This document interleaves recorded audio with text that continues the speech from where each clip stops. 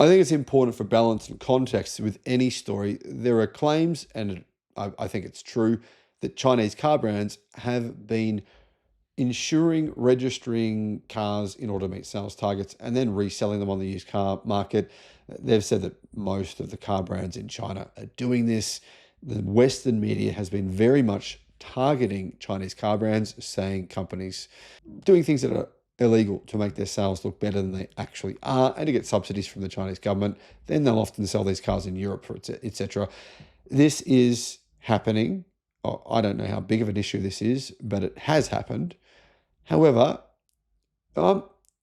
it's important to point out some context. This is not just Chinese car brands that are doing this.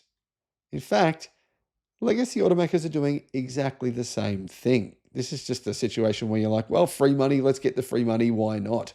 Hello, my friends, welcome to the channel. I'm Sam Evans, you're watching the Electric Viking. Guys, if you'd like to become a YouTube member, that'd be awesome. I'll put a link in the description below. What's going on here in this story? Well, there's all these news reports going on saying, just many of these reports saying these Chinese car brands, and they pointed out who they were, are doing the wrong thing. They're big bad guys and they're lying about their sales numbers. However, turns out dealerships affiliated with brands, including SAIC, Volkswagen, Nissan, Toyota, Honda, and General Motors have admitted to official media that insuring unsold vehicles is a practice used to meet sales targets. In other words, these dealerships are admitting that Toyota, General Motors, Honda, Nissan, and Volkswagen do exactly the same thing.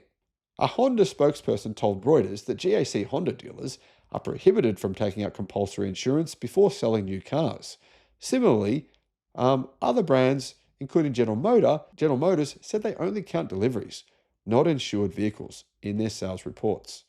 So, regardless of what the brands are officially saying, I think it's fair to say that actually it's not just Chinese car brands doing this. It's just the market. The market, dealerships all across China. They're doing it, right? It's a game. It's like, well, we can get some cash out of this. Let's do it.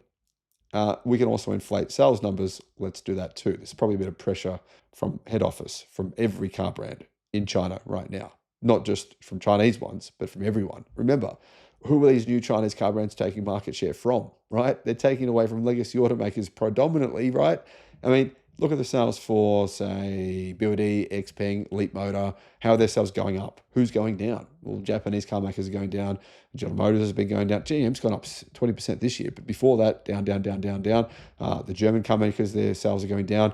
So they're taking market share away. They're under pressure, sure, that's true, but clearly these legacy automakers are probably under even more pressure. Two key metrics are apparently used to track sales in China. The first are reported from automakers to the industry association, showing sales from automakers to dealers. The second is, so obviously if you're selling a car from an automaker to a dealer, it's not actually a sale. Anyway, the second is retail data based on mandatory traffic insurance registrations, which captures actual sales to customers. And this is the part that's being gamed. The practice is understood to have first emerged as early as 2016, but is believed to have grown in popularity from early 2023 when the Chinese car price war kicked off. Companies like Li Auto have leaned heavily into publishing weekly sales rankings on social media based on these numbers and these insurance numbers, using only insurance registration numbers to demonstrate their actual sales performance. So General Motors and Honda denying that they do this, well, they do it. As in, they report these sales based on insurance numbers, because that's how it works in China. Anyhow, China's Association of Automobile Manufacturers has pushed back against the use of insurance data for public sales rankings, calling the figures unreliable and blaming them for fueling what is described this month as increasingly cutthroat. So there you go. It's interesting. This is not, for me personally, any critique on the Chinese car market. It's just another car market where, it's sort of the Wild West. Stuff happens. And honestly, I don't think this really makes much difference to anything in the long run.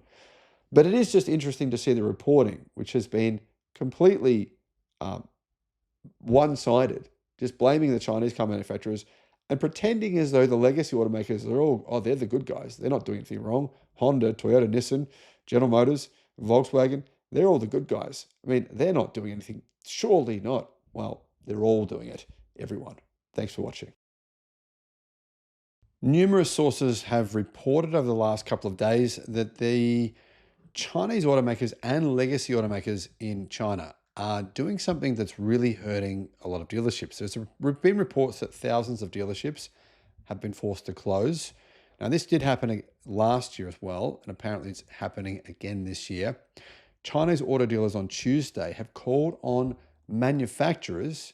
This is not on just Chinese brands. This is also on, probably even more so, on brands like Nissan, Toyota, Volkswagen, Audi, BMW, etc. They're calling on them to stop offloading so many cars on dealerships as intense price wars are pressuring their cash flow, driving down their profitability and forcing them to declare bankruptcy, and many of them to shut. Hello, my friends. Welcome to the channel. I'm Sam Evans. You're watching the Electric Viking. Great to have you with us. I have been in China a few times recently. I've got to admit, I did see a number of, I guess you'd call them show stores and dealerships that were gathering dust. And I was always a bit surprised by it. But remember, China is a big place. And just because I saw that didn't mean it was reflective of what was happening all over the entire country. So I didn't really know the extent of what was happening. These car dealerships are basically saying, we're in a bit of a crisis right now. And conditions facing car dealers have become even more severe, says Reuters, amid a new round of hefty discounting as a result of BYD discounting 25 different models in the second quarter, says the China Auto Dealers Chamber of Commerce in a statement. This is from the Chinese, basically from the Chinese government. They're saying this is not a good situation. Automakers should set reasonable annual production and sales targets and should not transfer inventory to dealers and force them to stockpile cars, the Chamber proposed on Tuesday. I know that many of you won't like me saying this because when you become a brand fan, it's really, really hard to separate your personal feelings from the objectivity of the situation. But the truth is, it's not just one brand doing this, but one brand is doing this worse than any other at this point in time. And reports from China say that that is BYD. There's numerous reports saying that BYD dealers are under immense pressure and they just have way too many cars. And that's the reason why BYD have been very aggressive in their sales targets this year. They want to increase their sales.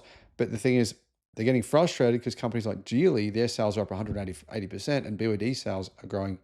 Well, they're growing, but significantly slower and not at the rate BYD want them to grow at.